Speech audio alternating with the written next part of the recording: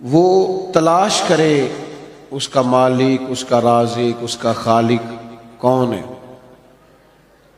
تو اللہ تعالیٰ کی پاک بارگاہ تک رسائی کے لیے اب صرف ایک ہی ذریعہ ہے، اور وہ ذریعہ ہے ذات مصطفیٰ صلی اللہ تعالی علیہ وسلم۔ یا ایھا الناس قد جاءکم برہان من ربکم، اے لوگو یہ جو میں نے تمہارے پاس اپنے نبی کریم علیہ السلام کو بھیجا ہے تو یہ رب کی طرف سے تمہارے پاس واضح دلیل آ گئی ہے۔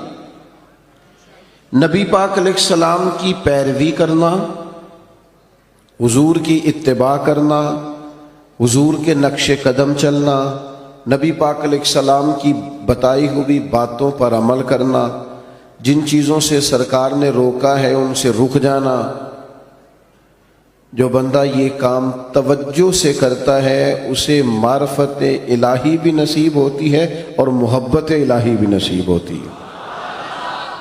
قرآن مجید نے فرمایا قل ان کنتم تحبون اللہ فاتبعونی یحببکم اللہ، اے محبوب علیہ السلام آپ اپنے غلاموں سے یہ فرما دیں کہ اگر یہ اللہ سے محبت کرنا چاہتے ہیں تو آپ ان سے فرمائیں کہ میری پیروی کرو، میرے نقش قدم چلو، میری اتباع کرو، یحببکم اللہ، اللہ خود تم سے محبت فرمائے گا۔ نبی پاک علیہ السلام کی اتباع، حضور کی پیروی، نبی پاک کے نقش قدم چلنا، یہ انسان کو معرفت الہی دیتا ہے۔ آپ کو پتہ ہے صحابہ کرام علیہم رضوان نے جب کلمے پڑھے، مسلمان ہوئے، ایمان کی، یقین کی، تیقن کی دولت انہیں نصیب ہوئی تو پھر ان کے رنگ ڈھنگ بدل گئے۔ بڑا مشکل کام ہے اپنا کمایا ہوا مال محنت کا لا کے خرچ کرنا، لیکن جب رضائے الہی پورے طور پر مطلوب ہو اور معرفت الہی کا رنگ چڑھا ہوا ہو اور انسان کو طے ہو جائے کہ اب یہ مال میرے رب کی رضا کا ذریعہ بنے گا، تو پھر حالت یہ ہوتی ہے کہ جناب صدیق اکبر نے تن کے کپڑے بھی اتار دیے اور ٹاٹ کا لباس پہن لیا۔ تینوں لب دیاں آپ گواچے، سانو اپنی خبر نہ کوئی، ساتھوں تے پارے نے ککھ گلیاں دے، سانو آکھ دے لوگ شدائی، اسا لنگ نموس دا ساڑ کے چولا، گل پہنے تاج گدائی، او سجنا اپنا آپ گوایا تاں یار نے چاتی پائی۔ جب آپ کو معرفت الہی کا یہ جذبہ نصیب ہوتا ہے، یہ ذوق نصیب ہوتا ہے، یہ شوق نصیب ہوتا ہے، تو پھر انسان طلب کرتا ہے۔ نبی پاک صلی اللہ تعالی علیہ وسلم نے فرمایا شہید بھلا اللہ کی بارگاہ میں کیا خواہش کرتا ہے؟ اللہ کرے آپ کی زیادہ توجہ میری طرف ہو جائے، ہمارا سارا دھیان لے ہی ہمارا موبائل گیا ہے، شریکہ ہی بن گیا ہے۔ 2 4 5 لوگ بنا لیں، باقیوں کو دے دیں، اور جس نے بنانی ہے وہ ضرور بنائیں، پر بات تو میری سنیں نا۔ آپ لائیو کومنٹس بعد میں دیکھ لیجئے گا۔ عزیز دوست میری بات پر غور فرمائیں، جب آپ معرفت الہی تک پہنچ جاتے ہیں تو حضور فرماتے ہیں شہید اللہ کی بارگاہ میں عرض کرتا ہے مالک کبھی ایک دفعہ پھر بھیجے نا دنیا میں، اور پھر موقع ملے نا شہید ہونے کا۔ تیری جنت میں بڑا لطف ہے، لیکن گویا جو تیری راہ میں سر کٹانے کا مزہ ہے۔ میرے عزیز جب نبی پاک کی پیروی کی جاتی ہے تو معرفت الہی انسان کو جینے کا سلیقہ آ جاتا ہے، اسے محسوس ہوتا ہے کہ میں کوئی بڑا بامقصد کام کر رہا ہوں۔ پھر پتھر کھانا، تبلیغ کرنا، جد و جہد کرنا، کانٹوں پہ چلنا، یہ سارے کام مزہ دینے لگ جاتے ہیں۔ جب کوئی مقصد حیات ہاتھ آ جاتا ہے نا، پھر تھوڑے وقت سو کے بھی انسان نیند پوری کر لیتا ہے، تھوڑے پیسوں پر بھی گزارا ہو جاتا ہے، پھر سادہ لباس بھی ہو، سادہ کپڑے بھی ہوں، مسجد میں سونا بھی ہو، تو حضرت بلال حبشی مطمئن وقت گزارتے ہیں۔ پھر اطمینان، جب معرفت الہی نصیب ہو جائے، محبت الہی نصیب ہو جائے، تو حضور علیہ السلام نے معراج سے واپس آ کے فرمایا بلال کیا عمل کرتے ہو؟ یا رسول اللہ کیا ہوا؟ فرمایا میں نے تو جنت میں بھی تمہارے قدموں کی آواز سنی ہے۔ نبی پاک کی خالص پیروی، اتباع رسول، لیکن شرط یہ ہے کہ انسان تن من دھن سے حضور کی پیروی کرے. وہ چند 2 4 5 چیزوں کا دعویٰ نہ کرے. میٹھا کھانا سنت ہے, مسواک کرنا سنت ہے, داڑھی رکھنا سنت ہے, پگڑی باندھنا سنت ہے. یہ بڑی عظیم سنتیں ہیں, پر سچ بولنا بھی سنت ہے, فاقہ کرنا بھی سنت ہے, دل بڑا رکھنا بھی سنت ہے, دل صاف رکھنا بھی سنت ہے. جو اپنے لیے پسند کرو وہ دوسرے کے لیے پسند کرو, یہ بھی حضور کی دی ہوئی ادا ہے. اپنی مرضی کا ماحول فقط نہیں بنایا جائے. جب آپ معرفت الہی کے راستے پہ چلیں گے تو لازمی شرط ہے حضور کی پیروی کریں گے. اتباع رسول کے بغیر کوئی اور رستہ ہی نہیں ہے جو بندے کو اطمینان دے سکے, سکون دے سکے. آپ ایک مطمئن زندگی گزارتے ہیں جب حضور کی پیروی میں. آپ دنیا میں دیکھ لیں, بہت زیادہ مہنگے کپڑے پہننے والے لوگوں سے ملاقاتیں کر لیں, بہت نئے جدید دور کا فیشن اوڑھنے والے لوگوں سے آپ مل لیں, وہ بیچارے بے چین ہی بڑے رہتے ہیں. 98 لوگوں نے کہہ دیا تیرے کپڑے ٹھیک لگ رہے ہیں, اور 2 نے بھی یہ نہیں کہا غلط ہیں, ٹھیک نہیں, انہوں نے کہا بس ٹھیک ہیں. لیکن یہ بیچارے پریشان ہو گئے کہ پتہ نہیں صحیح ہیں کہ نہیں. حالانکہ 2 بندوں نے صرف ہلکا سا یہ کہا ہے کہ بس ٹھیک ہیں, مناسب ہیں, کیونکہ وہ گڈ بک میں آنا چاہتا ہے. وہ صرف دنیا کی زندگی جینا چاہتا ہے. المال والبنون زینت الحیات الدنیا, یہ صرف دنیا کی زینت چاہتا ہے. تو لیول یہ ہو جاتا ہے کہ بڑی مہنگی گاڑیوں میں لوگ بے چین ہیں, تبصرے کر رہے ہیں, زیادہ بول رہے ہیں, اپنی تعریفیں اپنے منہ سے کر رہے ہیں. بیچارے الجھے سے, بکھرے سے, ٹوٹتی بکھرتی باتیں کرتے ہیں. لیکن اگر حضور کی اتباع نصیب ہو, اگر پیروی نصیب ہو, تو حضرت عمر نے دیکھ لیا تھا ایک دفعہ سرکار کو موٹے بان کی چارپائی پہ لیٹے ہوئے. صحیح مسلم بخاری دونوں میں موجود ہے. تو عرض کی یا رسول اللہ, آپ اللہ کے محبوب ہو کے اتنی مشقت کرتے ہیں. تو محبوب نے فرمایا عمر تم یہ پسند نہیں کرتے کہ کیسر و کسرا دنیا میں آرام کریں اور آخر میں رسوا ہو جائے, اور ہم دنیا میں تھوڑی مشقت برداشت کریں اور آخرت کی ساری عزتیں اللہ ہمیں ہی عطا فرما دیں. بس یہ بات جناب عمر نے پلے سے باندھ لی, زندگی کو سادہ کیا, بود و باش کو سادہ کیا, حضور کی اتباع. اور یہ چیز تسلی دیتی ہے, دل مطمئن ہو جاتا ہے. آپ کبھی دیکھیں محنت مزدوری کرنے والے لوگوں کو, ان کو کوئی ٹینشن نہیں ہوتی کوئی ہمیں دیکھ رہا ہے کہ نہیں دیکھ رہا, کسی کو کپڑے پسند آئے ہیں کہ. جو لوگ اللہ تعالیٰ کی معرفت کے بعد مطمئن زندگی گزارتے ہیں وہ ذہنی الجھاؤ سے بچ جاتے ہیں, وہ ایک مطمئن اطمینان بخش وقت گزار کے دنیا سے جاتے ہیں. حضرت عمر رضی اللہ تعالیٰ عنہ کے زمانے میں فتوحات بہت زیادہ ہو گئی تھی, اور مال غنیمت بھی بڑی تعداد میں آتا تھا. 25 ہزار 50 ہزار دینار بدری صحابہ کو ملنے لگے تھے. وسعت آ گئی تھی, اور جائز بھی ہے کہ آپ کے پاس اگر پیسے ہوں, وسعت ہوں, تو آپ کوئی قیمتی لباس پہنے تو منع بھی نہیں, اچھا گھر بنا لیں تو منع بھی نہیں. لیکن حضرت عمر کا لباس وہی پرانا سادہ, کئی جگہوں پہ پابند لگے ہوئے, آتے اسی سے جمعہ پڑھاتے, اسی سے فیصلہ کرتے, اپنی زندگی میں مست, کوئی پرواہ نہیں. تو بچے جب بڑے ہو جاتے ہیں پھر ہلکے ہلکے مشورے بھی تو دیتے ہیں نا. یہ پنکھے خود سے بند کیے ہوئے ہیں؟ اچھا ٹھیک ہے. تو بچے ہلکے پھلکے مشورے بھی دیتے ہیں, ٹھیک ہے کوئی بات نہیں, سب رہنے دیں, سب ٹھیک ہے. تو کچھ لوگوں نے مشورہ دیا کہ اتنے بڑے لوگ جناب عمر سے ملنے آتے ہیں, وزیر مشیر اور کیا بات, اور وہی سادہ اور پھٹا پرانا اور پیوند لگا ہوا لباس. تو سب نے مشورہ کیا کہ حضرت عمر سے کہنا چلیں کرتا ہی نیا لے لیں, آپ کے پاس مال آتا ہے آپ سارا بانٹ دیتے ہیں, حصہ تو آپ کو بھی ملتا ہے, آپ بانٹ دیتے ہیں, تو چلو تھوڑا سا حرج کیا ہے. تو سب نے مشورہ کیا کہ کہنا ہے حضرت عمر سے. تو ایک صحابی بولے, کہنے لگے کہنا تو ہے پر وہ شعر بھی بتاؤ جو عمر سے بات کرے گا. وہ بندہ بھی تو بتاؤ نا بھائی جو عمر فاروق سے بات کرے. تو لوگوں نے کہا ایک بندہ ہے نا جس کی عمر بات ٹالتے نہیں. کہا وہ کون ہے؟ کہا مولا علی شیر خدا. حضرت عمر ان کی بات نہیں ٹالتے۔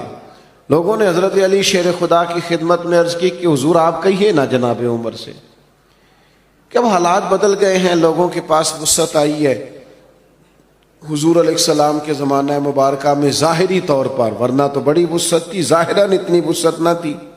جناب صدیق اکبر کا زمانہ بھی کچھ ایسا ہی تھا، تو اب تو بڑا مال غنیمت آتا ہے اور حالات اور کے اور ہیں، تو حرج کیا ہے اگر نیا کرتا لے لیا جائے؟ تو حضرت علی کہنے لگے بالکل تمہاری بات ٹھیک ہے، توجہ ہے نا آپ کی، اور عمر سے کہنا بھی چاہیے، پر فرمانے لگے یہ بھی مجھے پتہ ہے میں کہوں گا تو وہ مان لیں گے، پر یہ تمہیں بتاؤں میں نے کوئی نہیں کہنا،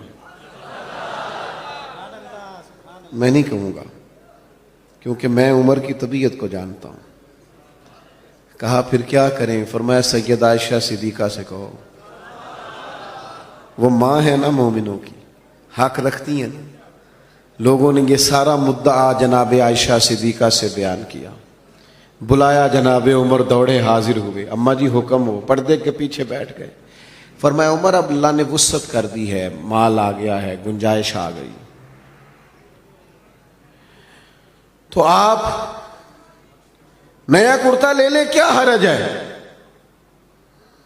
تو حضرت فاروق اعظم چپ کر گئے۔ بزرگوں کے سامنے جو منصب کے لحاظ سے بزرگ ہوں، بڑے ہوں، ان کے سامنے زیادہ باتیں نہیں کرنی چاہیے۔ حضرت عمر چپ کر گئے، کہا اماں جی آپ حکم کریں، شام سے پہلے کرتا بدل لوں گا،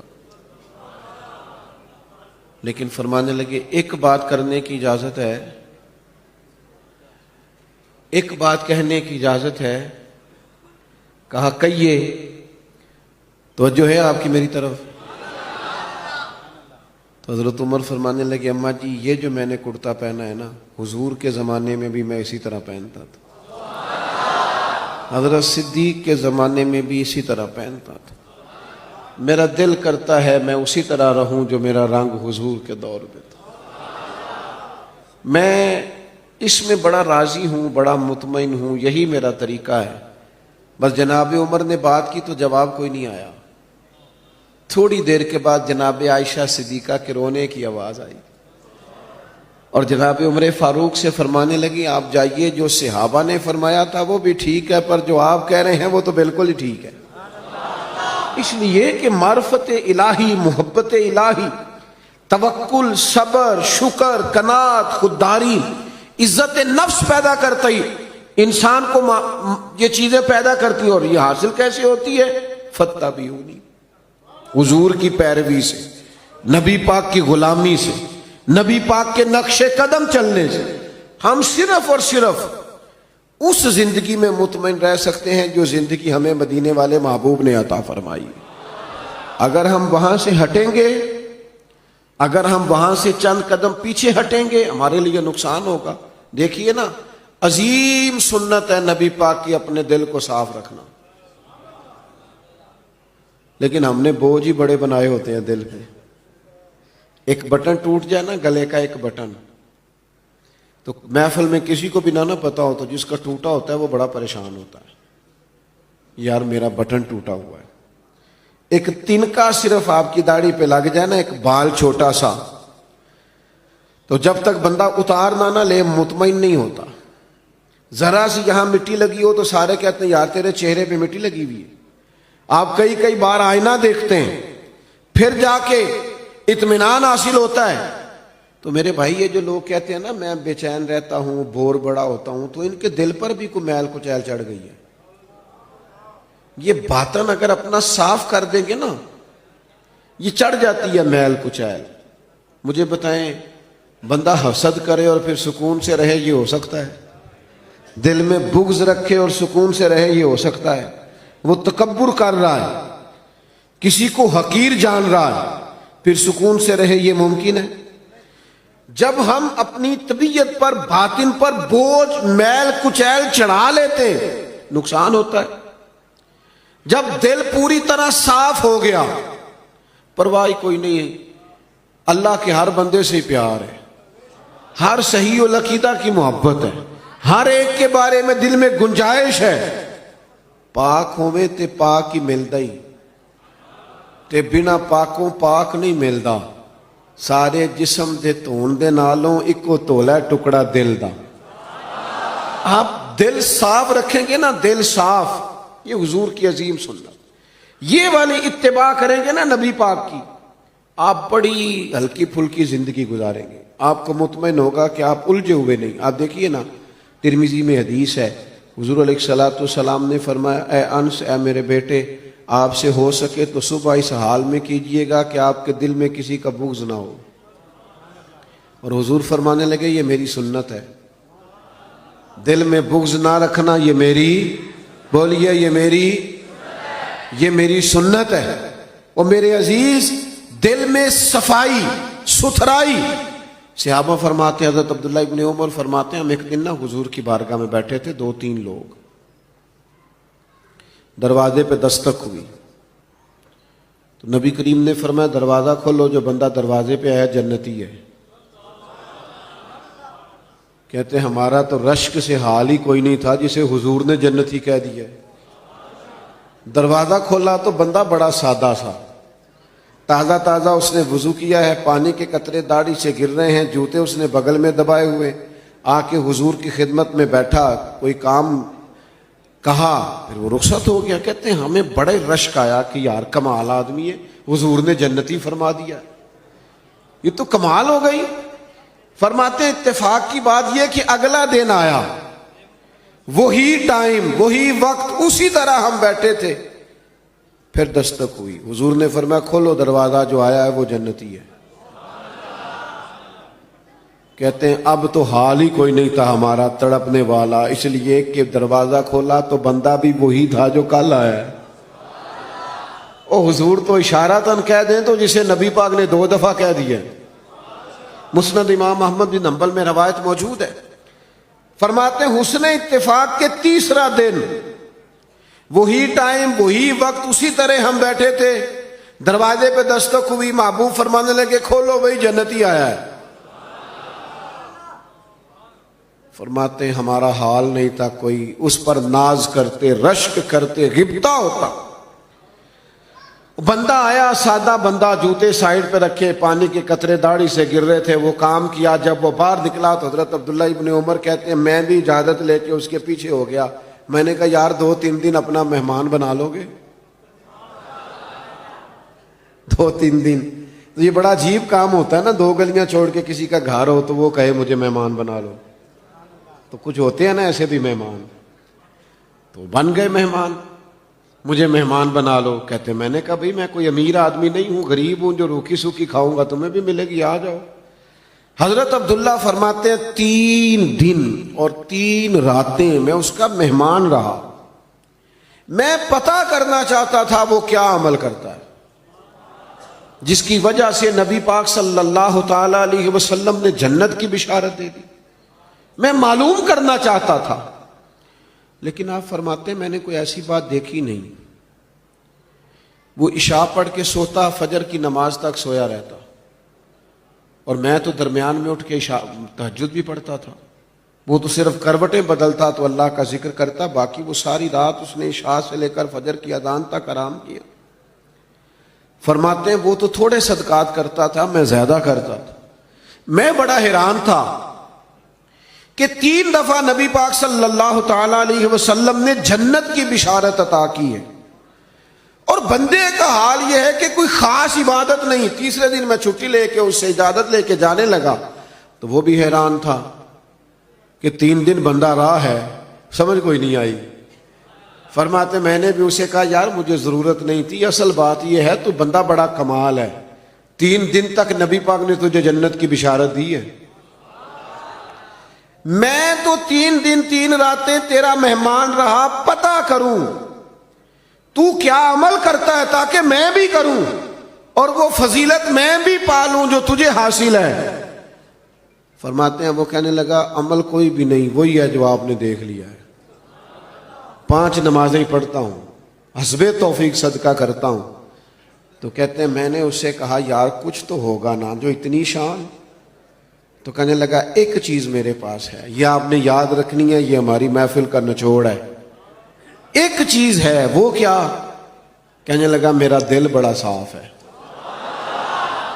عداوت کوئی نہیں, حسد کوئی نہیں, بغض کوئی نہیں, اناد کوئی نہیں. اسی کسی دے کچھ بھی نہ لگ دے, نہ کوئی ساڈا دردی.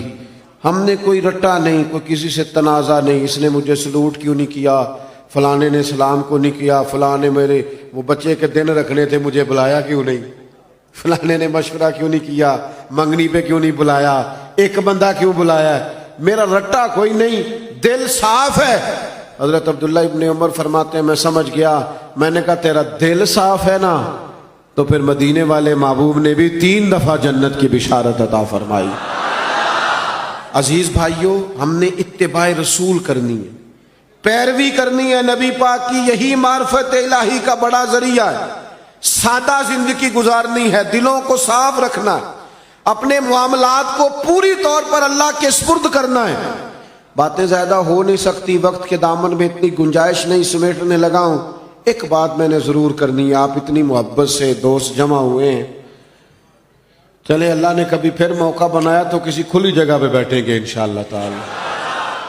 اب جو پیچھے ہیں وہ زیادہ پریشان ہیں, ان کو موقع نہیں مل رہا.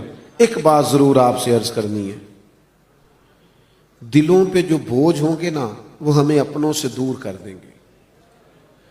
غلطیاں ہو ہی جاتی ہیں.